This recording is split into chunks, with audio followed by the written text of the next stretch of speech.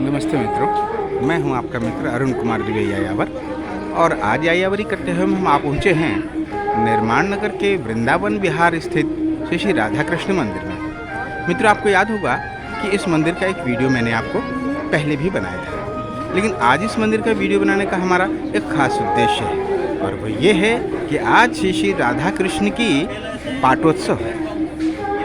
तो आज हम आए हैं इस मंदिर के पाठोत्सव पर। आप देख सकते हैं कि यह मंदिर कितनी सुंदर तरीके से सजा हुआ है।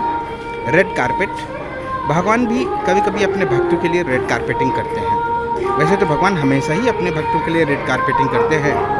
एक पिता की तरह से जिनके बच्चे उनसे रूठ करके बहुत दूर चले गए हों, तो पिता का घर हमेशा से ही अपने बच्चों के लिए रेड कारपेटिंग करता है। हम ही उनके घर को भूल जाते हैं, हम ही उनके प्यार को भूल जाते हैं और ज़माने में दर दर की ठोकरें खाते हैं। और जिस दिन हमें याद आता है और हम अपने माँ बाप से मिल जाते हैं, हमारे सारे दुख दूर हो जाते हैं। कितना सुंदर गीत बज रहा है ना, जन्म जन्म का साथ है हमारा और तुम्हारा।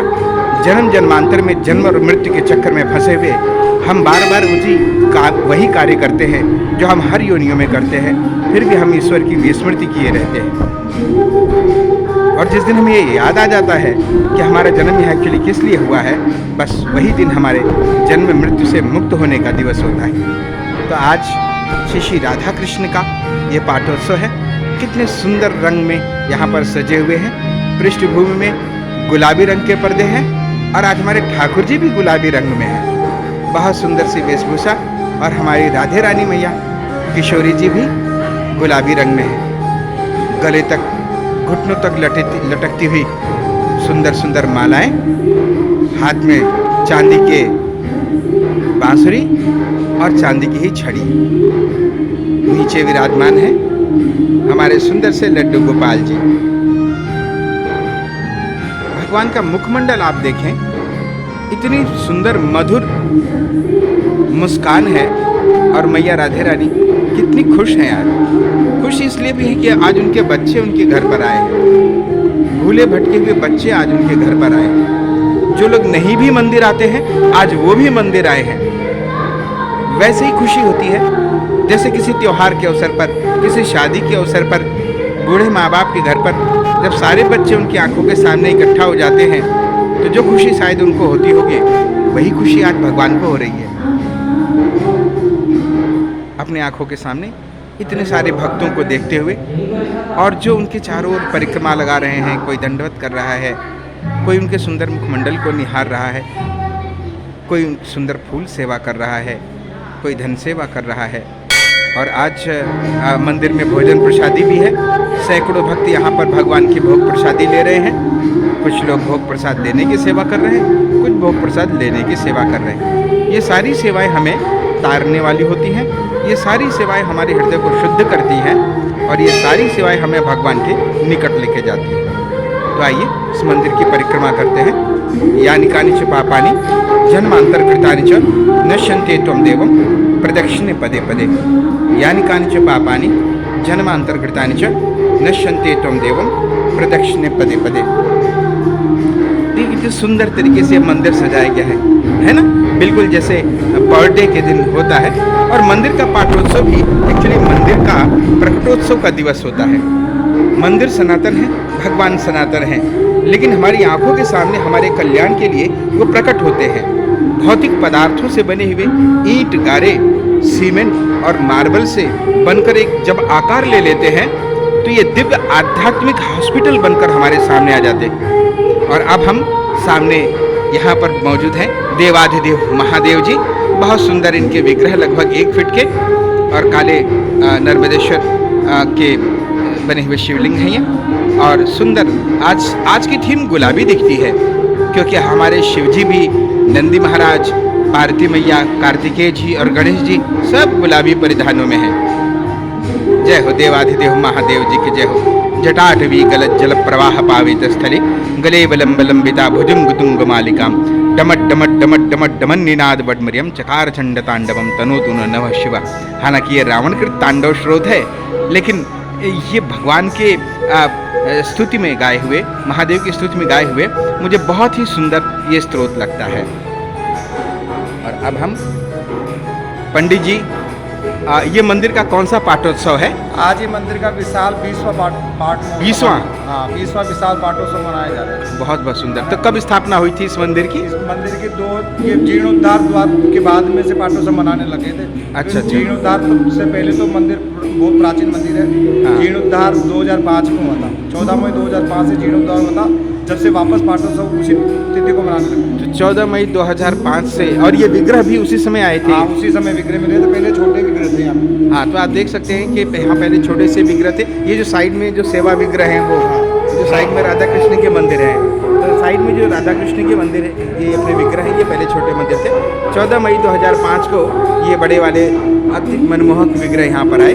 तो भक्तों, आज हम लोग यहाँ पर श्री राधा कृष्ण का ये सुंदर पाठोत्सव देख रहे हैं। ये आप जो साइड में देख सकते हैं, ये जो छोटे विग्रह हैं, ये बहुत पहले से यहाँ पर थे। 14 मई 2005 को श्याम स्वरूप में श्री कृष्ण भगवान और गौरी राधिका मैया किशोरी जी हमारी यहाँ पर विराजमान हुई, और 14 मई 2005 को ये मंदिर अपने वर्तमान स्वरूप में आया। तब से नित्य हर वर्ष इस मंदिर का पाठोत्सव यहाँ मनाया जाता है। यहाँ पर एक अलमारी है, और जैसा कि होना चाहिए प्रत्येक मंदिर में, क्योंकि मंदिर यहाँ पर ज्ञान और प्रसाद वितरण का केंद्र होना चाहिए।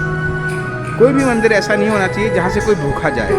कोई भी मंदिर ऐसा नहीं होना चाहिए जहाँ से व्यक्ति कोई ज्ञान लेकर ना जाए, जहाँ से वो ईश्वर के प्रति प्रेम लेकर ना जाए, भगवान के प्रति अट्रैक्शन लेकर के नहीं जाए।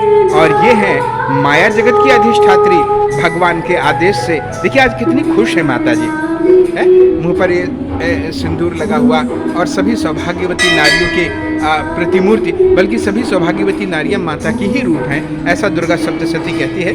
और माता आज कितनी खुश है, वो इसलिए भी देख करके कि माया जगत से थपेड़े खाते हुए लोग आज एक दिन के लिए सही, लेकिन पाठोत्सव के बहाने भगवान के पास तो आए हैं। और यही देवादिदेव महादेव और जगत जननी पार्वती मैया, दुर्गा मैया चाहते भी है।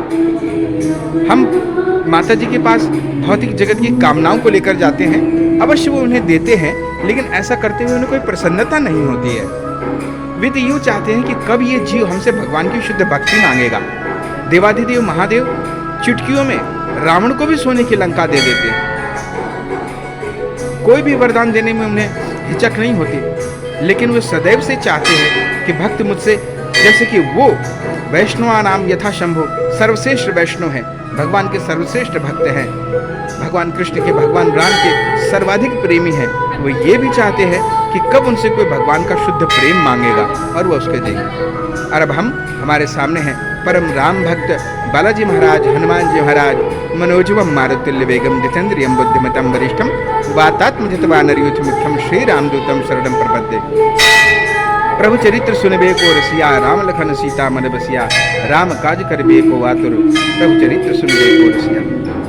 आज आप देख रहे हैं कि अपने अलग अलग कारोबारों में नित्य प्रति व्यस्त रहने वाले लोग किसी न किसी बहाने से इस मंदिर में जा रहे हैं। बहुत सुंदर श्रृंगार हुआ है, भक्त लोग यहाँ पर आ रहे हैं, और यहाँ पर बहुत ही सुंदर यहाँ पर व्यवस्था हुई है।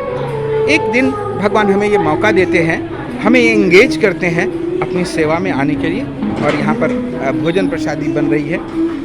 भक्त लोग यहाँ पर भोजन प्रसादी में सेवा दे रहे हैं, तरह तरह के भोग पकवान भगवान को अर्पित किए गए हैं, और उसके बाद ये भक्तों को प्रसाद स्वरूप में वितरित किए जा रहे हैं। भगवान का भोजन और हमारे घरों में बनने वाले भोजन और होटल में बनने वाले भोजन में ज़मीन आसमान का अंतर होता है। जब कोई भी भोजन भगवान को अर्पण कर दिया जाता है तो वो महाप्रसाद बन जाता है और हमारे सारे कल्मशों को नष्ट करता है। भगवद गीता में भी लिखा है कि भुंक्ते ते त्वघम पापम ये पचंती आत्मकारणात्, यज्ञ शिष्टा असना संतो मुच्यन्ते सर्वकिल विषय भुंजन्ते ते त्वघम पापम ये पचंती आत्मकारणात्। यज्ञ शिष्टा असिना संतो, जो संत लोग हैं, जो भक्त लोग हैं, वो यज्ञ से बचे हुए शिष्ट को, यानी यज्ञ क्या है? विष्णु, यज्ञ व विष्णु, भगवान कृष्ण को प्रसन्न करने के निमित्त किए गए कार्य यज्ञ होते हैं। और यज्ञ में जो अर्पित भोजन होता है उसका जो भगवान का प्रसाद देने के फलस्वरूप बचा हुआ, उनका जूठा किया हुआ, उनका ग्रहण किया हुआ जो प्रसाद होता है वो यज्ञ शिष्टा होता है, और उसको अशिना करते हैं, खाते हैं। कौन? संतो। तो वो क्या करता है? मुच्यन्ते सर्व किल विषय, सारे पाप, किलविश यानी पाप, सारे पापों से मुक्ति प्रदान करता है, मुच्यन्ते। इसके विपरीत भुंजन्ते ते त्वघम पापम। वे लोग एक एक ग्रास के साथ गंभीर पाप ग्रहण करते हैं। ये पचन्ति आत्म कारणात्, जो स्वयं अपने लिए भोजन बनाते हैं और भगवान को अर्पित नहीं करते। तो आज कितने भाग्यशाली जीव यहाँ पर भगवान का ये भोग प्रसाद ग्रहण कर रहे हैं। तो साधुवाद है उन लोगों को, उन समस्त टीम को, जिन्होंने आज सामूहिक प्रयास से ये पाठोत्सव संभव किया। भगवान की उन पर असीम कृपा बनी रहे और इस प्रकार से इतने सारे जीवों को भगवान के पास में आने का उन्होंने ये हमें मौका प्रदान किया। तो आज हम लोग श्री राधा कृष्ण के मंदिर के पाठोत्सव, जो जयपुर में निर्माण नगर के श्री वृंदावन विहार में स्थित है, नाम भी कितना सुंदर है, वृंदावन विहार।